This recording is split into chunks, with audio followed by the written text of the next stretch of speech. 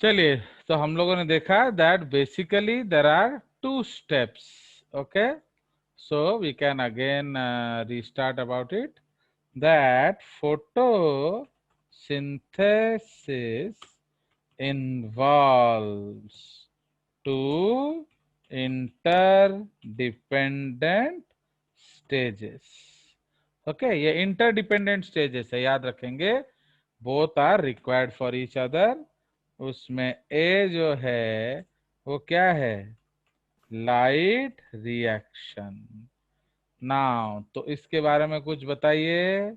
तो this needs, okay, this needs sunlight. Okay, ये आपका सनलाइट इसको चाहिए. This needs sunlight.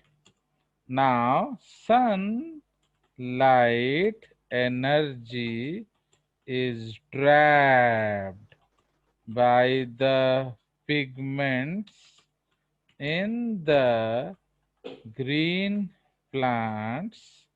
Okay, sunlight energy is trapped by the pigments in the green plants and used to photolyze water.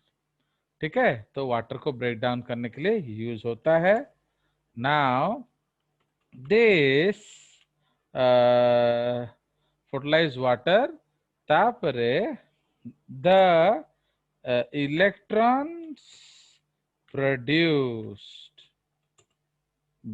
by this process. Okay, इसमें तीन concept होगा. तो आपका जो वाटर टूटेगा इसमें से इलेक्ट्रॉन निकलेगा, प्रोटॉन निकलेगा एंड आपका एनर्जी निकलेगा. Electrons produced by this process are passed through an electron transport system to use its energy, comma, bring it down in a controlled manner. Okay, the electrons by this process are passed through an electron transport system to use its energy, comma, bring it down in a controlled manner and use it to synthesize ATP. तो ये उसका function of electrons है. तापरे ये actually be process है. तो a process क्या है?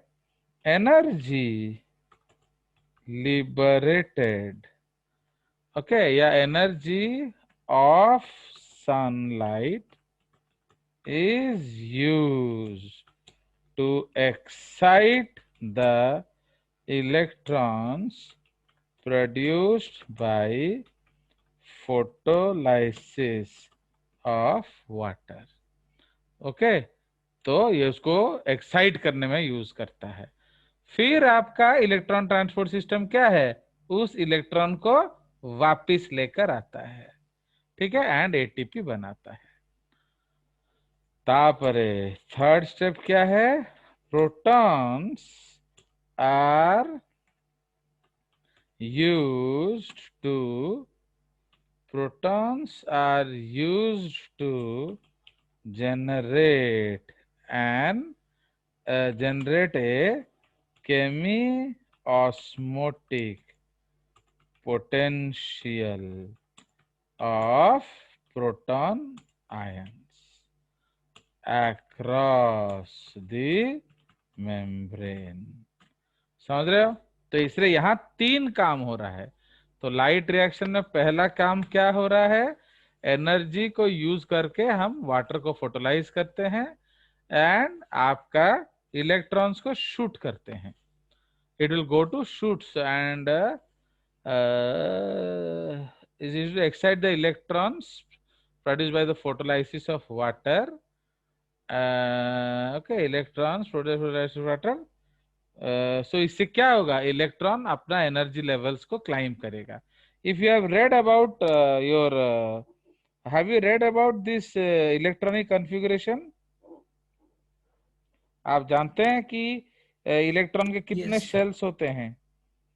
बताइए, how many shells are there in electron? Atom में कितना शेल्स होता है? सपोज माने व्हाट आर द शेल्स या मेजर इलेक्ट्रॉन्स, इलेक्ट्रॉनिक शेल्स? धड़ धड़ बोलो, नहीं तो ये सब समझोगे नहीं सत्यजीत। तो what are the main shells of an atom? कि ना बिना केमिस्ट्री के बायोलॉजी नहीं हो सकता है। बताइए, सत्यजीत इज प्रेजेंट और एब्सेंट? Yes sir.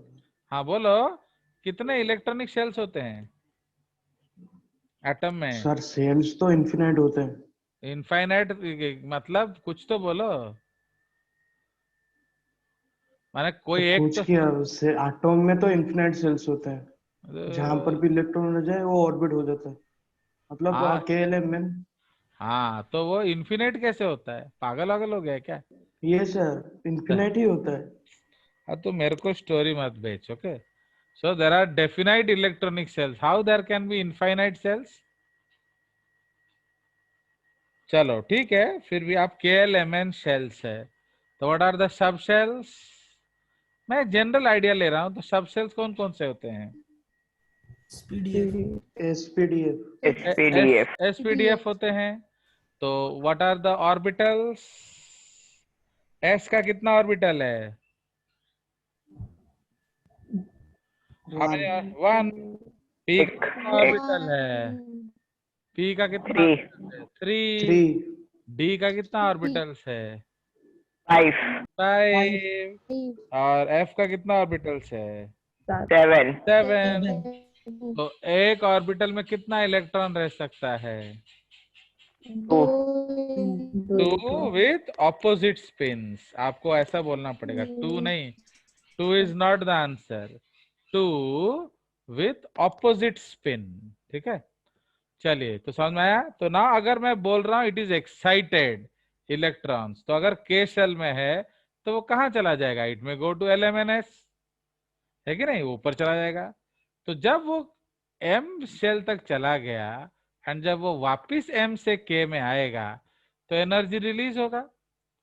तो that energy is used by the electron transport system, okay, to generate. अब देखिए, जैसे अभी आपके घर में मम्मी खाना बना रही है, ठीक है, आप लोग स्कूल जाने वाले हो, मम्मी खाना बना रही है, ठंड का दिन है, तो जैसे आप नहाने गए, करंट चला गया, तो आप तो गर्म पानी नहीं मिलेगा, तो कैसे नहाएंगे बताओ? How to take bath in गर्म पानी? तो समझ रहे हो? अब जो मम्मी ने प्रेशर कुकर गर्म किया, अगर उसको तुम एक बाल्टी में डुबा दोगे तो क्या होगा? So the energy of the pressure cooker heat can warm the water. तो इससे दो काम हो जाएगा, एक तुम्हारा पानी गर्म हो जाएगा नहाने के लिए, दूसरा जो मम्मी खाना बना रही थी वो भी ठंडा हो जाएगा ताकि आप फटाफट खा के स्कूल जा सकें। समझ रहे हो? So this is the concept to utilise the energy. तो अगर एक डेफिनाइट इलेक्ट्रॉन ट्रांसपोर्ट सिस्टम नहीं होगा तो क्या होगा? उसको हम प्रॉपरली डाउनग्रेड नहीं करेंगे एंड एनर्जी ठीक से स्टोर नहीं होगा। अंडरस्टैंड? इसीलिए आपको एक डेफिनाइट इलेक्ट्रॉन ट्रांसपोर्ट सिस्टम का जरूरत पड़ता है। वो क्या करता है? उस एनर्जी को प्यार से नीचे उतारता है एंड ATP में सेव कर देता है। Understood? So this is the case.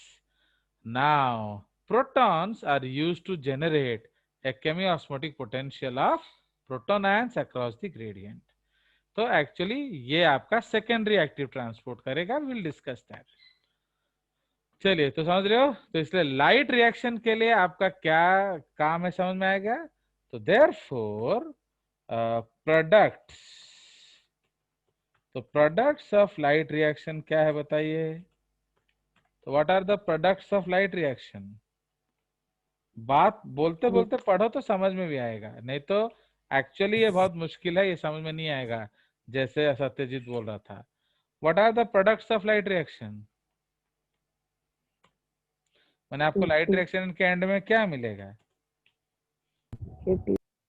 तो number 1 is ATP and number 2 is NADPH। आपको दोनों चाहिए। अब रिक्वायरमेंट्स क्या है?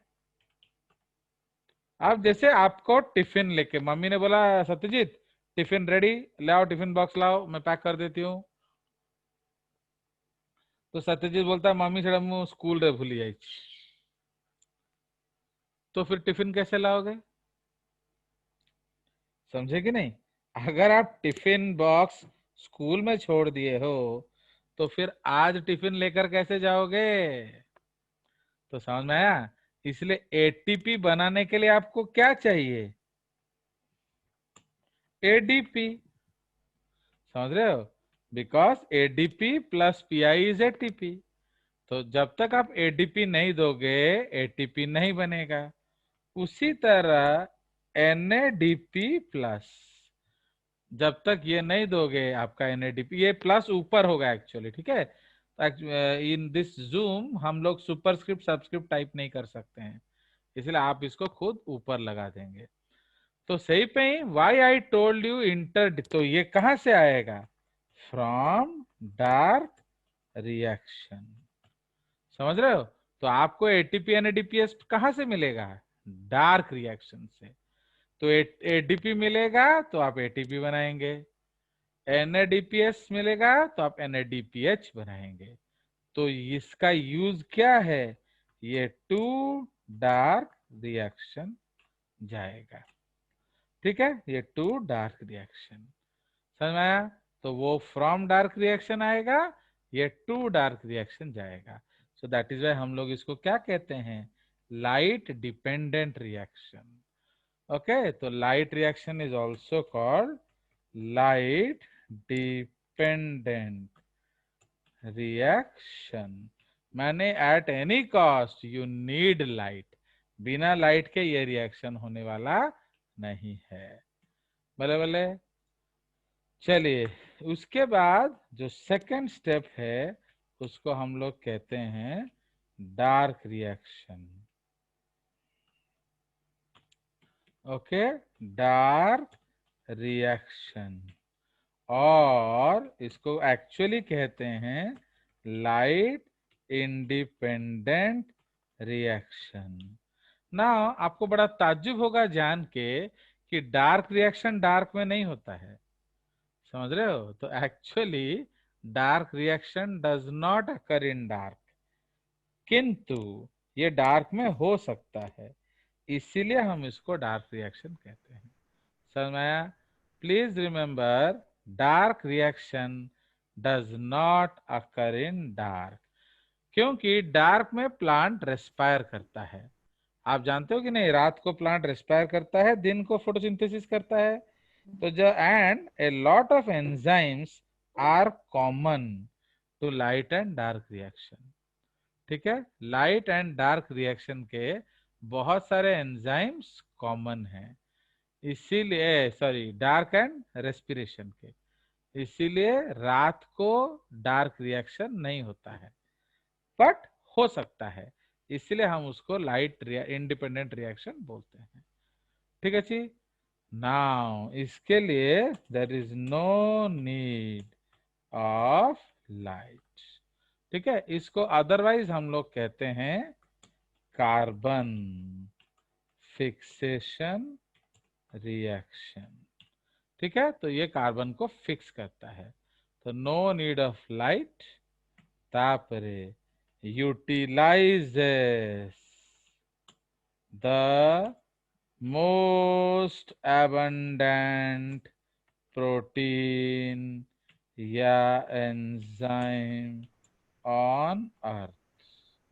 तो कौन सा है मोस्ट अबंडेंट प्रोटीन या enzyme on earth? That is called Rubisco. इसको अलग इस स्टाइल से लिखा जाता है। What is the meaning? Ribulose bisphosphate carboxylase and oxidase ठीक है, ऑक्सीजेनेज। इसका सर मतलब कैप्रोक्सिलेज और कार्बोक्सिलेज। क्या? बोलो। अरे वो इडियट, वो टाइपिंग मिस्टेक है। ओ यस सर। चलो, मैं कोई टाइपिस्ट थोड़ी हूँ, ये तो तुम लोग को अच्छा दिखेगा करके मैं ऐसे दिखा रहा हूँ ना। मैं फोटो खींच के दिखा दूं जैसे बाकी टीचर दिखाते हैं? No sir. नो सर, ना, ऐसा बोलो ठीक है सर। बोलो। No sir, no sir, no sir, ठीक है ना, सर, ऐसा ठीक। तुमने तौहीन जेजेस किया है, तो इसलिए अब से आपको मैं अगले क्लास से वो मोबाइल में वो फोटो खींच खींच के दिखाऊंगा। ओके, हैंड रिटन वाला।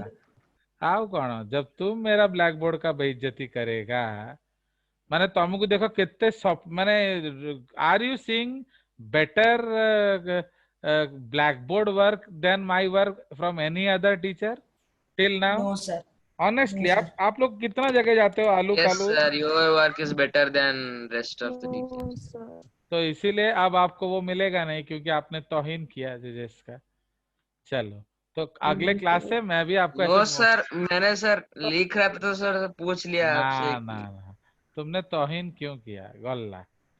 चलो, अब फोटो भी नहीं देखोगे और ये ब्लैक बोर्ड भी नहीं देखोगे। चलिए, सर लग रहा है धीरे धीरे सब खत्म हो जाएगा। ଆଉ କଣ କରିବା? ଆଉ ତମମାନେ ଯେବେ ସେମିତି ବିହେଭ କରିବ କେମିତି ହବ? तो always remember, the more attractive the student is, the more attractive the teacher is. अब जब तुम टीचर को मदद नहीं करेगा तो टीचर तुम्हारी मदद क्यों करेगा? समझ में आया कि नहीं? So like that. तो इसलिए अगले क्लास से मैं ऐसे मोबाइल को रख दूंगा, मैं लिख रहा हूँ, तुम लिखोगे जैसे दूसरे टीचर्स करते हैं। नो। चलो, तो अब आ गया। तो यार स्क्रीनशॉट इंशॉट तो अब मैं भेजूंगा नहीं, वो संभव ने मेरे को अपना नंबर दे दिया है, मैं उसको अकेला भेज दूंगा। हाँ, बट संभव बाबू, अगर आपने वो किसी और को दिया फिर तुमको भी सर नहीं मिल कभी वो गलती मैं कभी नहीं करूंगा। बस। तो इसीलिए चलिए, तो ना why do we call it this? We call it like this because rubisco, okay, rubisco likes both oxygen and CO2। तो ये उसका बड़ा एम्बिगुअस प्यार है। वो लेम्बू को भी पसंद करता है एंड वो दूध को भी पसंद करता है। तो Rubisco likes both O2 and CO2 which ever is found मोर। तो ये याद रखना, क्योंकि ये मैं तुम लोग को पढ़ाऊंगा नहीं एक्चुअली, बिकॉज तुमने तौहीन किया। तो ये हमारा जो कंसेप्ट है C3 C4 साइकिल, तो उसमें ये सब यूज होता है। तो तुम लोग को तो सिर्फ एनसीईआरटी का ही पढ़ा दूंगा, तो वो सब आएगा नहीं तुम्हारा। चलिए, तो actually what happens, photorespiration जो C2 cycle, C3 cycle, C4 cycle, action तो स्लैक पैथू। CAM cycle. हाँ, तो आपको सिर्फ मैं C3 साइकिल पढ़ाऊंगा बस, जो आप वो भी आपका सिलेबस में नहीं है, ना टाइम नहीं ना रे बाबा, कहाँ से मैं लाऊंगा समय, बोलो। चलिए, तो Rubisco likes both O2 and CO2 which ever is Ford, ये आपको याद रखना चाहिए। Now it utilizes the ATP and NADPH, okay, NADPH from the light reaction and fixes CO2 as different types of sugars and other compounds। तो आपके book में लिखा होता है कि सिर्फ वो शुगर बनाता है, कोई जरूरी नहीं, वो प्रोटीन भी बना सकता है, वो फैट्स भी बना सकता है। तो they can make any type of compounds. Okay, now it returns back क्या? ADP and NADP plus to the light reaction। तो समझ रहे हो? तो ये आपका है। देखो, इस छोटे से चीज के लिए आपको मैं कितना सुंदर है डायग्राम दिखाने वाला था, तो जब आपने मेरे को मना कर दिया, तो आप देखिए तो यू सी दिस, ये देख रहे हो, एक सिंपल सा डायग्राम देख रहे हो। तो ये देखो कितना सुंदर डायग्राम है। और आपने मना किया है मत दिखाओ, तो मैं नहीं दिखा रहा हूँ, है कि नहीं। तो इसके जगह पर मैं बना दूंगा जैसे आप चाहते हो मेरे से। तो अब मैं आपको सर दिखाइए ना सर। ना ना ना, कैसे होगा बताओ। तो ये आपका आपका सपोज क्लोरोप्लास्ट मैं बना दे रहा हूँ ना, तुम्हारे तो दुख क्यों कर रहा है, I am making it for you. तो अब इधर मैं आपको दिखाऊंगा क्या, तो सपोज ये हमारा ग्राना है, देख रहे हो कितना सुंदर मुँह आंकी दउची।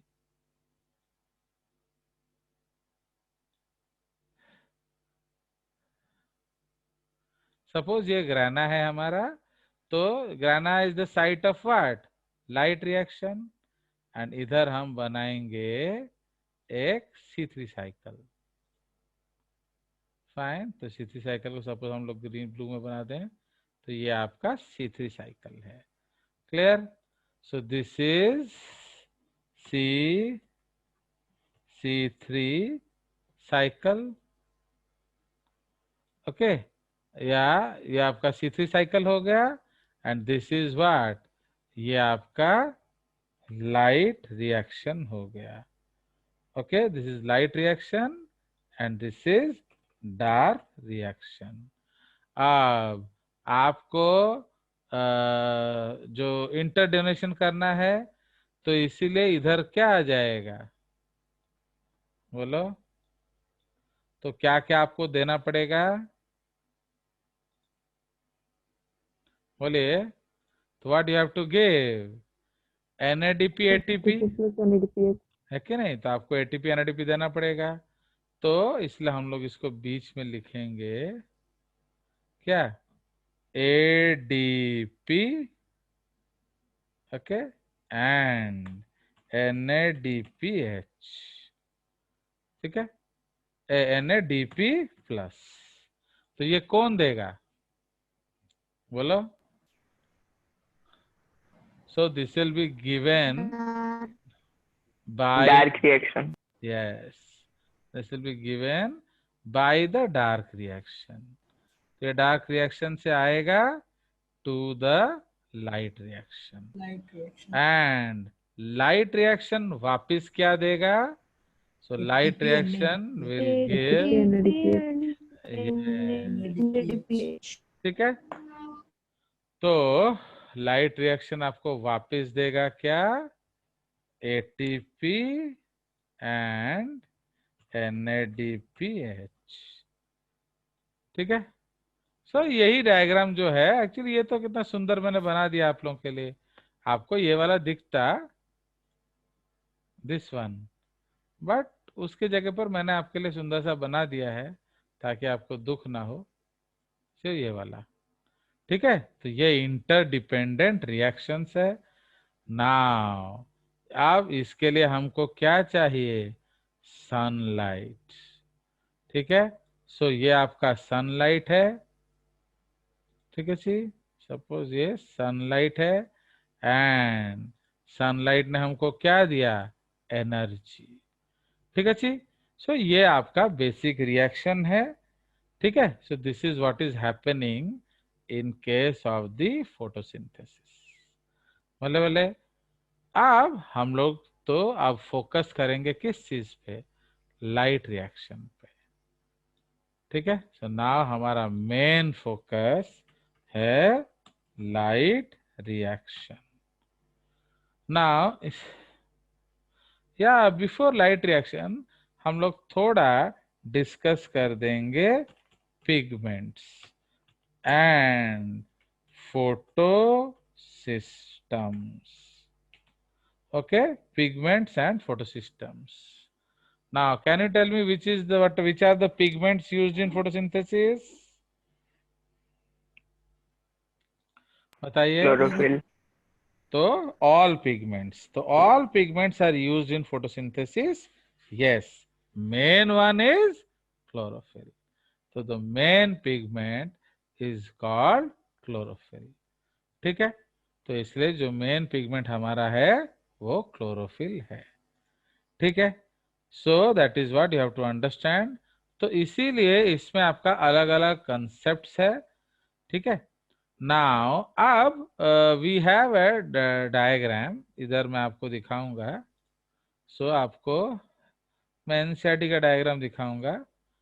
सो दिस इज एक्चुअली योर, क्योंकि तो आप लोग को तो अच्छा डायग्राम देखना नहीं है। सो दिस डायग्राम, इस पे फोकस करिए। तो ये आपके डिफरेंट डायग्राम्स हैं with respect to what? These are the different diagrams with respect to photosynthesis pigments। अब यहाँ है, ये जो है आपका, ये आपका जो है टाइम ड्यूरेशन है, ये आपका absorbance of light by pigments है, ठीक है। तो इसीलिए अगर हम लोग ये वेवलेंथ, इसको हम लोग वेवलेंथ ले लेते हैं। So this in the X axis we will take wavelength, okay, wavelength in suppose nanometre, ठीक है, वेवलेंथ इन नैनोमीटर। एंड ये आपका एब्जॉर्बेंस है। तो सबसे ज्यादा लाइट कहाँ एब्जॉर्ब हो रहा है? तो देखिए, ये आपका एक डायग्राम है, सुन रहे हो? अब देखो, इसमें आपको पता भी नहीं चल रहा है कहाँ एब्जॉर्ब हो रहा है, बट मैं आपको दिखाता हूं क्या मैं आपको दिखाने के लिए लाया था, ओके, जो आपने मना कर दिया मुझे। तो हम लोग ये वाला डायग्राम देखने वाले थे। Same concept we are going to see this diagram. Wow. एक मिनट, इसको छोटा करके जल्दी पलट लेते हैं। सो मेरे डायग्राम्स आर देयर, देख रहे हो? ये सब आप लोगों के लिए लाया था मैं, बट तुम लोगों ने मना कर दिया, मैं क्या करूं बताओ। अब देखो, ये डायग्राम आपको मैं दिखाने वाला था, बट आपको दिखा रहा हूं कौन सा, ये वाला। तो are you able to know which pigment is selected by chlorophyll? माने कौन से लाइट में वो हाईएस्ट है? No, sir. ताहले तो आप क्यों ऐसा बदतमीजी करते हो? तो आज के दिन मैं माफ कर देता हूं, आपको ये दिखा देता हूं, ठीक है। So now please look at this diagram, क्योंकि वही चीज आप नहीं समझते ना कि जेजेस से पंगा लेने से क्या होता है कि आप ही लोग का लॉस है, क्योंकि आपको ये सब सर फिर आपसे पंगा लेने से सर डायग्राम्स लॉसेस हो जाते हैं, तो उसके बाद नोट्स लॉस हो जाते हैं। ताहले तो काहे नौचा। तो आपको इसलिए हर समय जैसे को प्यार करना चाहिए कि नहीं? बट आप लोग ये आप लोग कालू लोग भड़का देते हैं और आप भड़क जाते हो। अब यू सी ये सर हम डायग्राम, कालू लोगों के पास नहीं जाते हैं सर। आप सुनो, आप वो सब झूठ मत बोलो। अब यहाँ देखिए, सर यहाँ मैं हम नहीं लोग, जाता। यहाँ आप देखिए इधर, आप क्या देख रहे हो? फाइन। तो ये देखो कितना सुंदर बता रहा है। अब अगर हम लोग एक प्लॉट करते हैं, will plot A perpendicular on the X axis. तो अब आप बताइए कितना उसका वेवलेंथ है, ये गैस किया जा सकता है कि नहीं? अब एनसीईआरटी के डायग्राम में तो वेवलेंथ भी दिया नहीं है, वो तो मुझे लिखना पड़ा। फाइन। तो इसीलिए which wavelength is absorbed by the green plants, बताइए। तो ये नियरली कितना होगा? ये नियरली 480 के 500. होगा। 500 तो वो है, वैल्यू ऑलरेडी दिया हुआ है। अरे 500 वैल्यू तो ऑलरेडी दिया है। तो ये जो लाइन Yes, कहाँ sir. काट रहा है? This is 480 and this is around what? This is around 680 around. ये जो हमें दिख रहा है हम वही बोल रहे हैं। तो समझ रहे हो इसका मतलब? Which light the chlorophyll A is absorbing? बोलो। ये क्लोरोफिल बी का लाइन हमने खींच दिया, इसको इधर खींचते हैं, ये वाला। तो ये आपका कितना हो जाएगा? इसलिए अराउंड 440 है कि नहीं? So actually dotted line chlorophyll B वाला है ना, तो क्लोरोफिल ए का पहले हम लोग डिस्कस कर लेते हैं। तो इसलिए कंक्लूजन बोलिए। तो chlorophyll A absorbs light. Okay, कौन सा? बिकॉज जो लाइट वो एब्जॉर्ब करेगा वो लाइट आपको वो एनर्जी यूज करेगा फूड के लिए, एंड बाकी लाइट वो रिफ्लेक्ट करेगा, है कि नहीं? तो क्लोरोफिल ए एब्जॉर्ब्स लाइट का इन द वेवलेंथ क्या 440 नैनोमीटर। तो उसको हम लोग क्या बोलेंगे? वायोलेट ब्लू रेंज, है कि नहीं? एंड 680 नैनोमीटर ये ऑरेंज रेड रीजन हो गया।